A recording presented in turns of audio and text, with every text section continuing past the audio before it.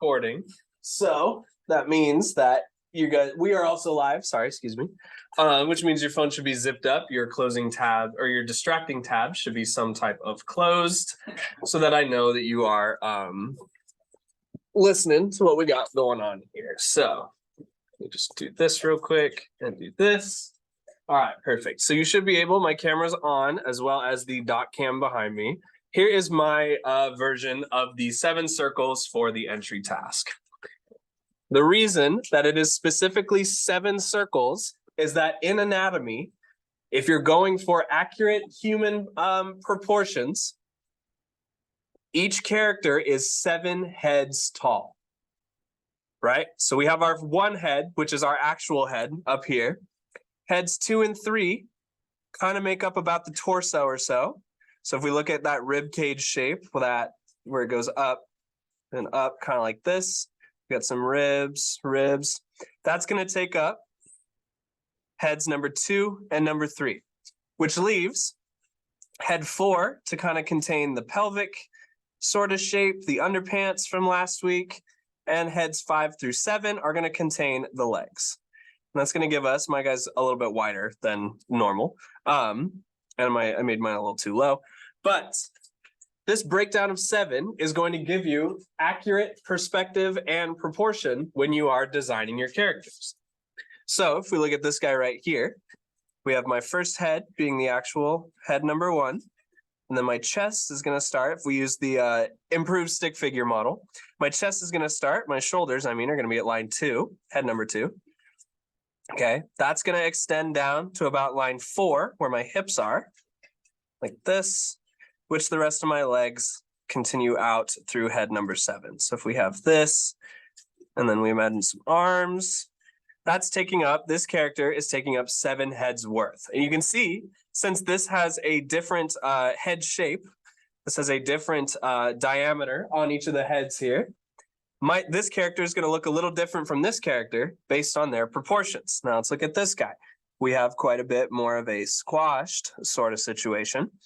And then we'll go here, shoulders on head number 2, hips on head number 4, and legs down through head number 7. So this form, you can see, following the same setup, following the same setup, we're kind of scaling our proportions based on how tall we want our characters to be, or what kind of language, what kind of shape language we want those characters to communicate by way of their height and by way of kind of their bodily composition. So if we look at this guy, quite a bit more slender. So I'm going to take advantage of that body language. Shoulders on head 2, hips on head 4, and then legs that continue all the way down through head 7. This character has quite a lanky appearance compared to this character, who is quite a bit stockier layout or perspective proportions like this, because we've adjusted these 7 heads worth that they are each taking up. So let me get into our PowerPoint here. Let me just switch some stuff around. Okay, so you should still be able to see my camera, and you should also be able to see the wireframing gestures. So keeping in mind, I'll leave the screen in detail behind me, but the 7 heads worth is going to be pretty consistent throughout our anatomy unit. It's going to be carrying over into a lot of the different things that we show off. Now, knowing that 7 is the default, you can adjust that and communicate different things. Typically, when you think about how like superheroes are perceived, they're usually 8 or 9 heads tall and a little bit wider to give them that more presence in your drawings, more presence in your what are those called? Compositions, where you compose them all together. And you can adjust it to be less than 7 to create a character that is shorter than the typical character might be. Whoa, my thing was up. Okay, cool. There's also something that I want us to keep in mind. One of our big ideas for anatomy is the spine. The spine is the major determining sort of feature or factor when you're creating more anthropomorphic designs, more human-centric designs. The spine is going to be one of the main things that communicate the direction your character is going, as well as what they are doing. So this concept is called the line of action. And the line of action is something that feeds into animation as well as expressive gesture drawings. And it's going to make sense as I give you some more examples here. So with line of action, I'm going to take some notes here. The line of action is determined by the spine of our character. So if your character does not have a spine, literally, if they're an invertebrate or if they're something of other nature, you can still communicate line of action, but typically it's going to be based off the spine. And it's going to improve your expression in your art, as well as more accurately depict proportion. Accurately depict proportion. Okay, sweet. So if we look at the 7-head arrangement like is on the PowerPoint here, I'm going to make a similar drawing, but instead of going actual heads, I'm just going to go 1, 2, 3, 4, 5, 6, 7. I'll label those.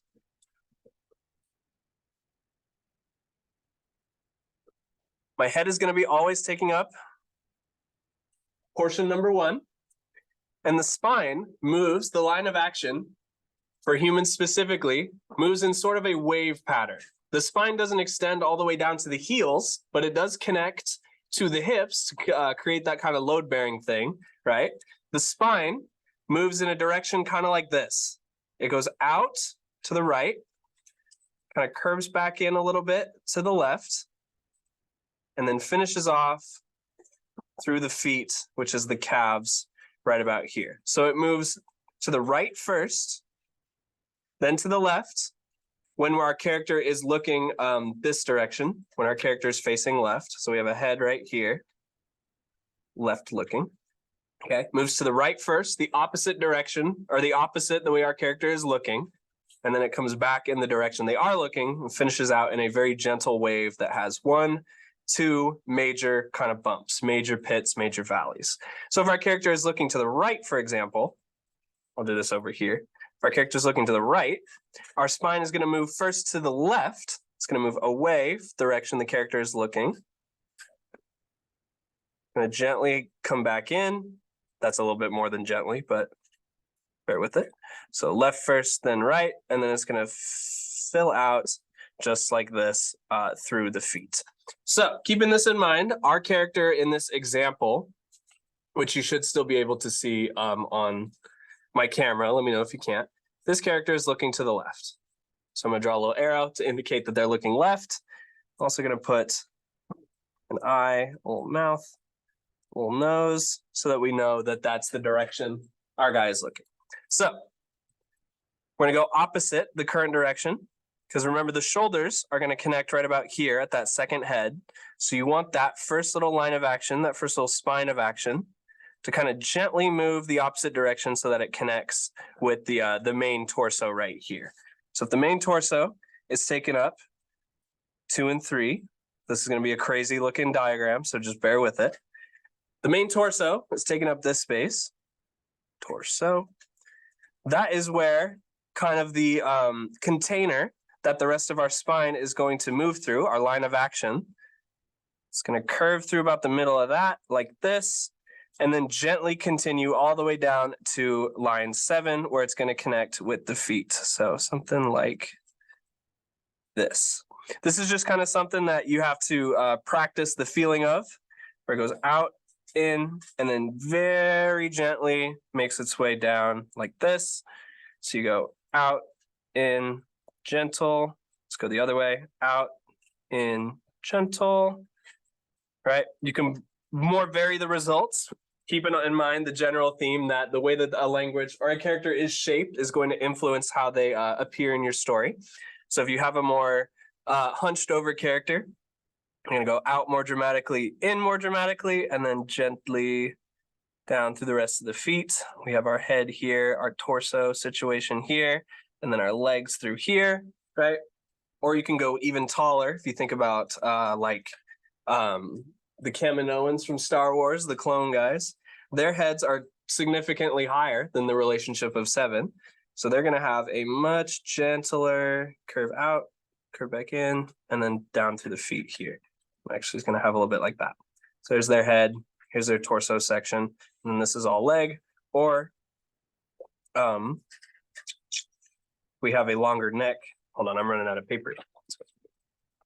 Longer neck. There you go. Gentle, and then something like this. It's just kind of something you can experiment with. And then this is the legs. And then here's the arms, right? These are crazy looking diagrams, but with this line of action, with this spine kind of idea in mind, that's going to establish a majority of where your character's like weight bearing pieces, as well as the bend in the natural human leg, is going to be communicated. So in gesture drawing, it's important to understand how the line of action works, because that is ultimately what captures the pose or the essence of movement. The drawing should describe, which you can see on my Zoom screen, not the screen behind me, but it should describe mass, volume, contour, and proportions. Those are all big buzzwords that you know how to do, just maybe don't have the exact name for. And they're not finished drawings. They should be completed quickly, kind of like iterative drafting. And you should keep the pose loose and organic to provide the foundation for more finished drawings. So all of that in mind, we're just going to focus specifically on the line of action. These are going to show the essence of the movement here. So you can see on the screen, on the Zoom room screen, I mean, line of action is typically going to be just the spine, maybe a little bit of leg, maybe a little bit of shoulder, but it's mostly established by the spine. So if I pull up a reference here, I'm just going to get another action character reference. I'm going to Google action pose reference. See what I get. Okay. We'll look at this guy. It's checking that I'm human. Come on. Okay, so that pose is going to be, it's going to be mean about it. I see.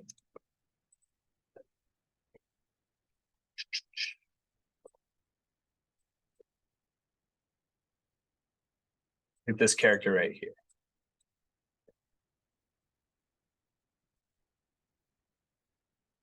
My computer's really thinking today, sorry.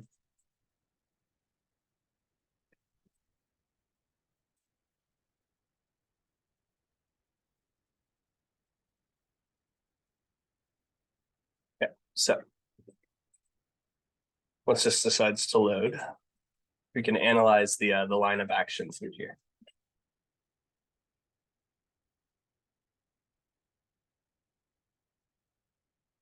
Man, it's really thinking about it.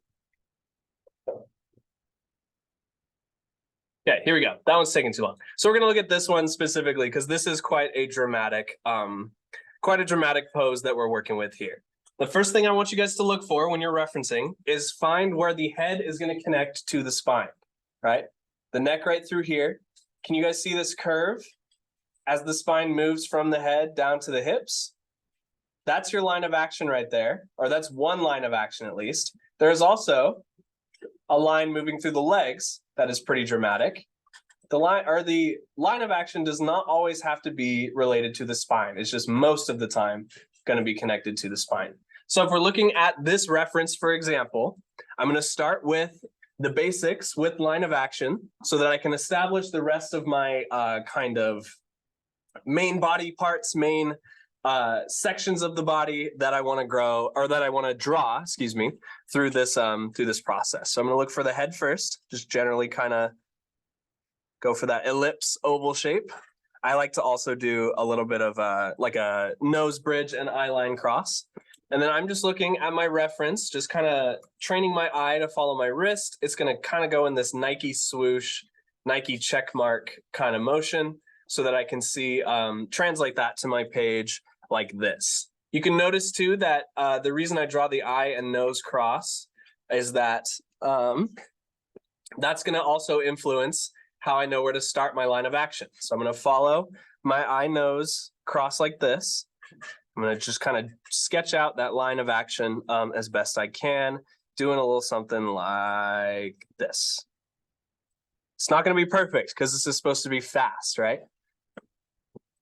The cool part about lines of action is that when there's multiple, especially like this, that's going to create some really interesting contrast inside of your ultimate composition. So I'm going to look for this next main line of action because it intersects perpendicularly with my spine of action. I'm going to draw that next in this gesture so that I can lay out the basic big body parts from there. You'll notice that this leg is the same length as this leg, which is typical for legs. But in the sense of the line of action here, I want this line to be the same length as this line in my final version. So I'm going to go up here, start with the foot because it's going to be easier to pull than it is to push my line. Okay, I'm going to pull this and connect it to my line of action this way. And then look at the difference on the second one. It's a lot straighter, a lot more stiff. And pull that one straight down like this, just kind of eyeballing the general lengths, just trying to get it as best I can. And then I'll draw a little triangle for the foot maybe. We'll draw a triangle for the foot here, go down the shoelaces, across the sole, and then connect it back to the heel like that. So with a circle, 2 triangles, and 2 lines, I have communicated the essence of this pose right here. I could do the hands if I really needed to. That's going to curve over and then back out. And then this one just goes straight behind like this. So this is what I want you guys to focus on with line of action. So what I want you guys to try is to find a reference and sketch the lines of action. We'll take about 10 or so minutes doing that, and then we'll continue after that. So I just Googled action pose reference to get this one. I don't think Pinterest is unlocked for y'all, but if you have the action pose specifically, they're going to be more expressive. You can reference it off of just this window, but it's a little easier if you right click and go open image in a new tab. So I'm about halfway down the screen, and that'll pop it up in its own tab like I had. But I want you guys to find 1 or 2 references and draw their line of action, taking 10 minutes max to lay out like the main lines of action between the spine or the legs, like in this example. Yeah, Cheyenne, what's up?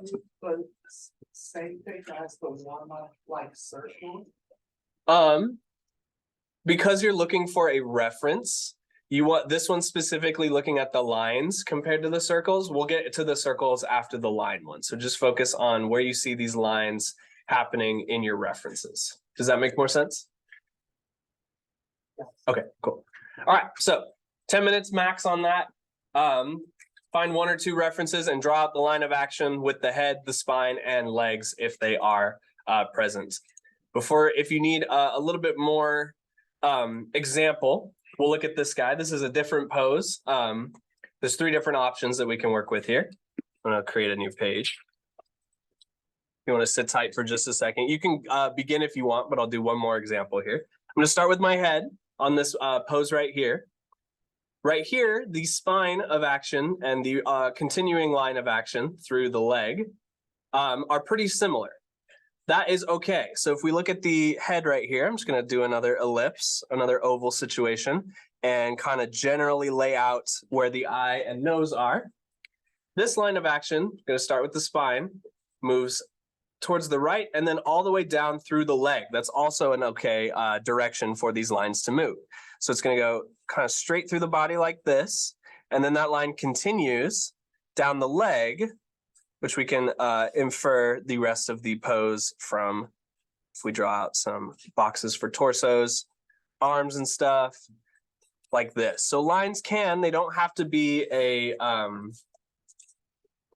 they don't have to be contrasting like this example or like the kick example. I lost it, but it's in here somewhere. There it is.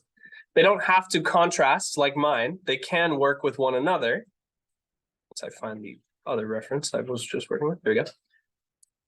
Oh, it's right here. They can continue through one another to communicate the essence of that gesture. So we look here at this leftmost example. We're going to start with the head, which has the eyes kind of facing more this direction. Okay. That line of action goes from the neck down and then through the leg. Right? The line of action is generally going to follow the spine and the legs. So, does anybody have any questions on that before you find references? Okay, 10 minutes max. Find me 1 or 2 references and draw their line of action. Make sure you get the head in there as well. And I'll just keep the Zoom room running.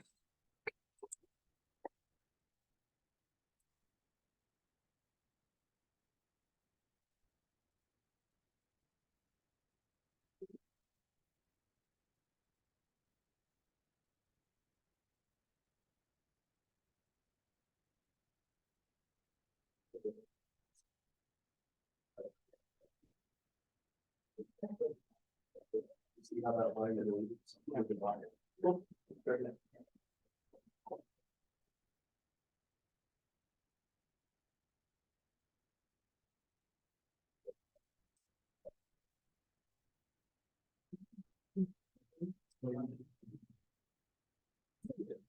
This very selling portions of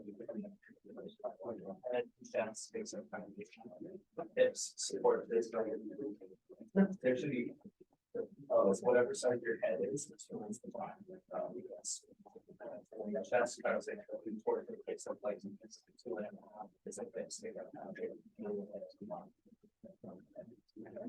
The numbers.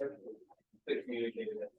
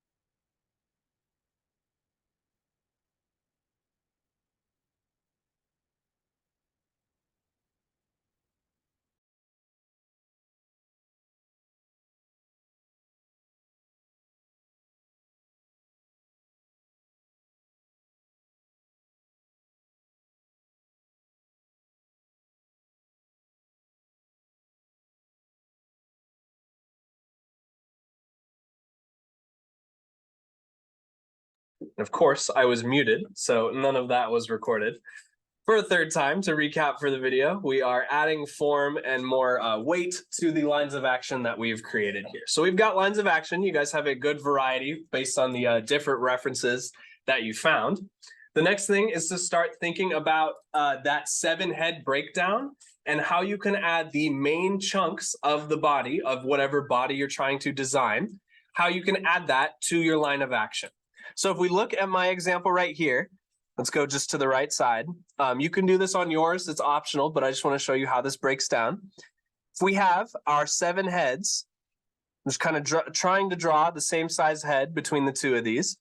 That means it's going to have 1 head's worth like this. So if we go 2, 3, 4, 5, 6, 7, just kind of generally eyeballing our sections. Your line of action should move through all 7 of those sections, 5, 6, 7. So here we have section 1 on this character, the torso, taking up sections 2 and 3, maybe a little bit less, 2 plus 3. The hips are going to be head number 4 right here. And then the legs, you can break down into 2 parts. 5, 6, or 5 meets 6 and 6 meets 7. So if we go 5 through 7 like this, this is 5 through 7. And if we break it down into 3 smaller heads, 1, 2, and 3, it's 5. Oh, sorry. 5, 6, 7. So with these 7 heads in mind, I'm going to draw one more. I'm going to copy one of these references here real quick. We have our head. I'm going to do the one on the left, this guy with the Viking axe right here. We have our head, and then our line of action, which curves through the spine and continues down out through the leg. we can look at this as head number 1 is up here and head number 7 is down here. So the torso is going to take up kind of it's a hard shape to describe, but it's like a fat kind of oval, maybe like a bean sort of shape. Just a very organic, weight bearing, because if you think about anatomy in a scientific sense, the major parts that carry weight on our bodies are going to be our chests and our hips, right? You would think the legs, based on their muscle and based on their position anatomically, but all of that weight is bared either on your hips or in your chest. Those are the two major points of contact that's going to hold the weight on your characters here. So with that in mind, they're going to be a majority of the structure that your characters are going to take up, whereas the hips tend to be a little more circular, a little more triangular, kind of that underwear shape, and the core, the torso, tends to be kind of that bean shape. So if we look here, I'm going to add kind of the bean shape for the chest and the circle shape for the hips, which the legs are going to connect to. This continues my line of action through my, if we're looking at this character, their right leg. So I know my right foot is going to be down here, something like this. Oh, this looks crazy. Just bear with it. Pretend that foot's facing forward. And so my left leg is going to take up a similar amount of distance like this, right aligning with that step number 7. And then we have another line of action moving through the arms like this, which has a prop right here. So the two next steps, once you have established your head and your line of action, are to lay out kind of sticks for the arms and legs, but more specifically the torso and the hips, the weight-bearing portions of your poses, so that you can develop more detail further on. So if we go back to my example, or the one that I did, let's do the kick example, actually. So here we have our kick. I'm looking for kind of that bean shape. I'm going off of memory. I'm not going off of any reference. That bean shape to take up about 2/3 of my torso space, if we're looking at the 7 high amount here. That bean shape for my torso is going to take up 2/3 of it, and then the last third is reserved for the hips, kind of like this. We already have sticks drawn for this version, but you can add circles to where you want the elbows and the knees to be. I also like to do the ankles, but the elbows and the knees are the most important part of the leg, right? Because those are the two major points of bendage. So if we go back to let me just open it in another tab so I don't have to keep scrolling. There we go. Oh, now it's all small. Of course. Of course. Much better. Okay, so you can see that the trunk section, the torso section, is taking up this 2/3 right here. The hips take up this last third right here, and the body is divided, remaining there. So what I want you guys to do now is add your torso portion and your hip portion, as well as, if you haven't already drawn out the arms and legs, draw those out in stick figure fashion, but put a circle where the knees and the elbows are. Does that make sense? Okay, so with the references that you've done, add the main torso section and the hip section, and that will be our practice in referencing and gesturing today. But I think we only have about 6 minutes left. Okay, cool. I'm gonna pause this Zoom room as well. Does anybody have any questions on what I'm asking? Everybody good? All right, good deal.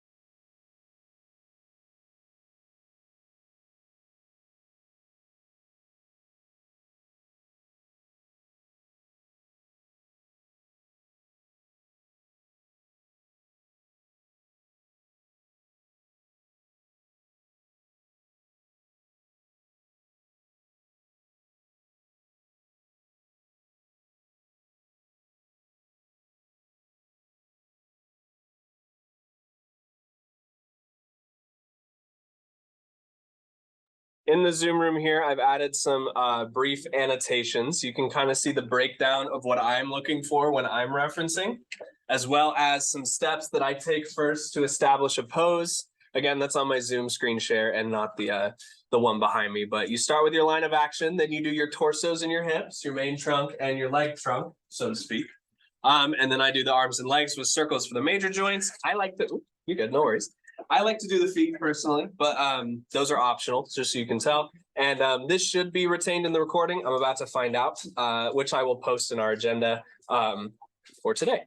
So thank you guys for bearing with this process. We'll keep expanding on these characters this week and mix it in with our shape language and character design. Don't forget Technovation this Thursday, room 212, 3 to 4 o'clock if you are interested. Thank you guys for listening. I'm going to close up the Zoom. We'll go off the air.